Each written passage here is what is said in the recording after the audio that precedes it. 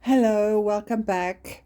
Today we're doing a realistic drawing of hair and a couple of tips. We start off with the HB just to do the soft under covering. We're not going to worry about the face so much. I'm sorry, I prefer to have the picture on the left. Let me just see if you can see it. Yeah. Um, yeah, just checking. This if you go and draw hair, there's a temptation to start drawing in strands, and that's not what you need to do. What you need to do is, first of all, you just go do the general blocking out very lightly. Just get the shoulders in here as well, so that we've got an angle to work from. So I'm using the HB pencil and we're blocking in very gently.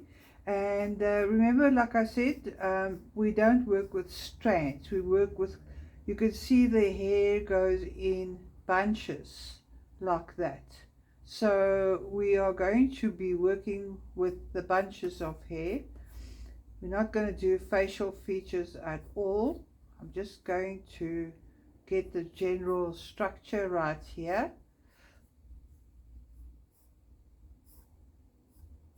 I've already drawn the face with the hairline included. Normally you draw the head and then you draw the hair on top of it, but this is not what we're doing here. I'm just going generally. There's a lock there. I think I may have to speed this up, otherwise this video is going to be once again a bit too long.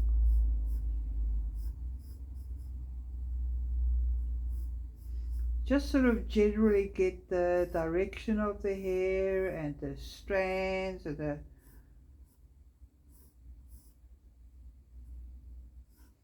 we would actually start on the one side and then move over to the other side. See, I've got clumps of hair here, not individual hairs. Let's start with the right side like I did here. Start darkening it, layer the shading. Don't try and do it dark from the start, because then you will have a drawing where it looks shiny, and then there will be indentations on the page, which does not help towards realism. Lay your colors, your shades, your pencil. I tend to go kind of mute when I start working with the art, which is a good thing when you're actually doing your art, but not a good thing if you want to record a video at the same time.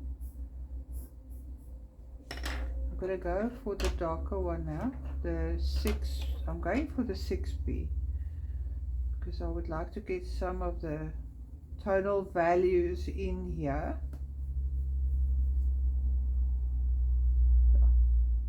Correct. And then once again, always make sure your pencils are sharp. I think for the sake of brevity, I'm going to do only one side of the face. I mean, obviously what you do on the one side you can do on the other, although the lines may be different.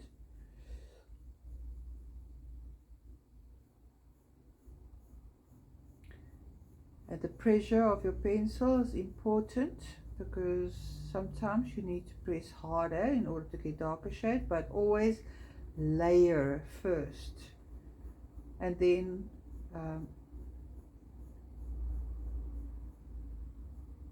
it would be a good idea if you got yourselves, if you can, got yourselves a smudging stub. I've demonstrated that before, and then just go smudge it slightly before you carry on in order to create a foundational layer before you carry on with the next one. Sketching has got a lot to do with layering. You can see already there's a 3D effect coming in. And then also either a white pencil if it works, for white charcoal if it works for you, or an eraser. If you can sharpen your eraser, your eraser, and then you can actually use it to highlight certain areas of the hair. See, already there's some layering coming. I just want to remove this bit because it irritates me. It's on the facial area and it's not part of the hair. I'm going to take a 6B again, and I'm going back to that area and make it a bit darker.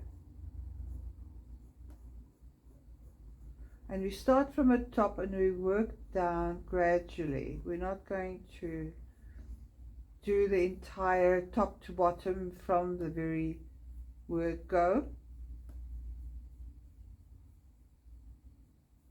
Look carefully at your reference picture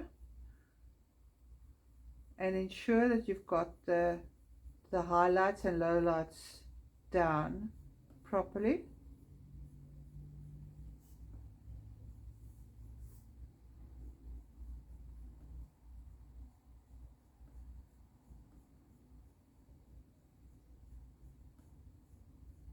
And you can always go back to that area with the eraser. Another important point I'd like to mention, it's got nothing to do with the hair, but it's got to do with drawing in general. When you work on a page, cover as much of the page as possible. You don't want to have a tiny little drawing on the page and then the page overpowers, and then also it could be a problem if you draw too large that you are running out of space on the page. So it's a good idea to find your midpoint, to say, okay, fine, this is the area I'm going to be drawing, this is the midpoint, this is where I'm going with this entire drawing. So plan your drawing before you start, because that's the best way of doing this. I think because there's so much hair involved here, I'm going to do only a partial drawing and not go into the entire thing. Let's go and smudge a little more.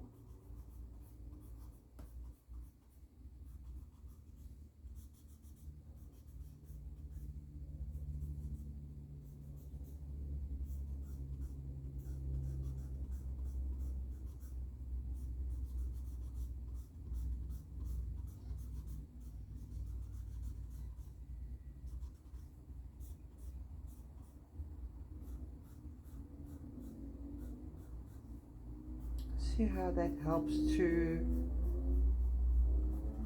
make your hair go a little more realistic.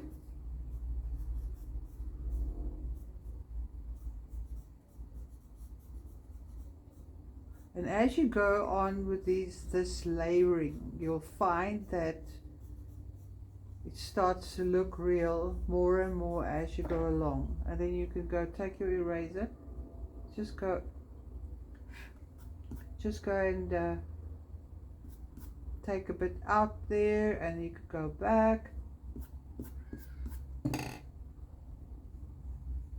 Though the eraser in this case is not correcting any wrongdoing, it is adding to the dimensions of the drawing.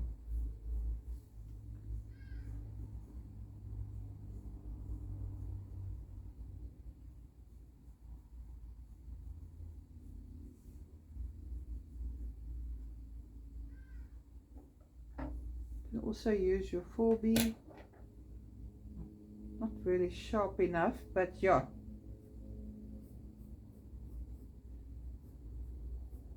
To get a bit more sharpness in the lines there.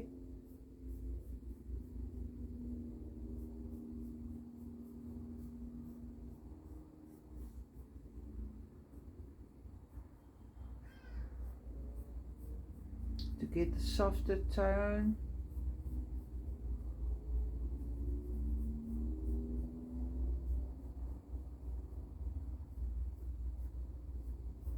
Just the lighter hue over here.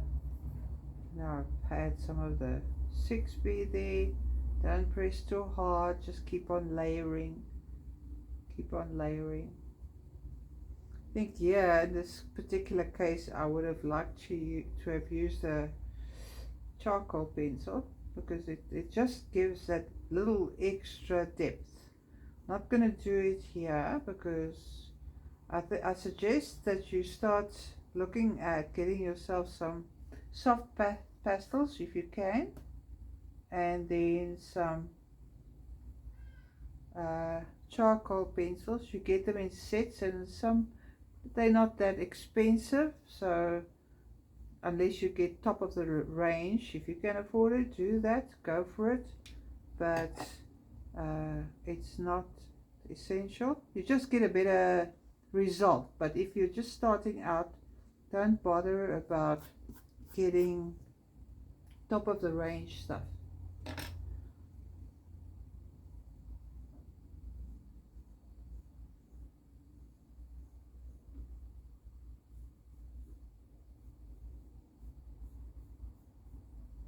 See where we're going with this.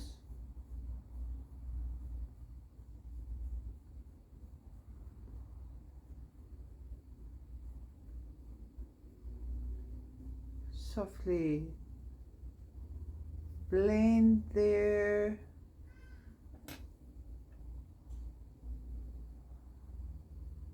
Okay, I am going to stop around here so that you can go and practice for yourselves. This is my 6B. You keep on going, you keep on layering, you keep on layering, you keep on just adding on and adding on, but do it in clumps, and then with your softer pencil you keep on just adding gentle tones to your hair.